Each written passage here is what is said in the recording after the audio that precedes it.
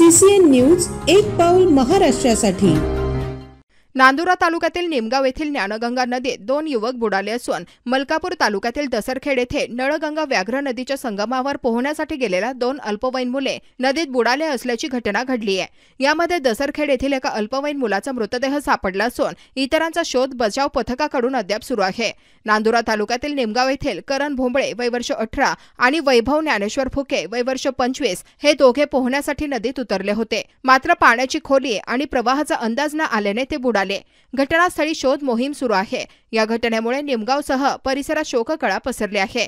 दरम्यान दुसऱ्या घटनेत मलकापूर तालुक्यातील दसरखेड येथील 5 अल्पवयीन मुले काल दुपारी नळगंगा नदीपात्रातील केशोबा मंदिराजवळील डोहात पोहायला गेली होती।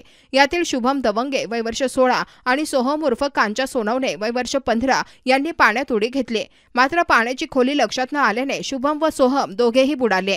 नागरिकांनी शोध मोहीम सुरू केली असताना शुभम दवंगे याचा मृतदेह सापडला, मात्र सोहम सोनवणे याचा शोध अद्यापपर्यंत लागला नाही। या घटनेमुळे निमगावसह दसरखेड या दोन्ही गावांवर शोककळा पसरली आहे।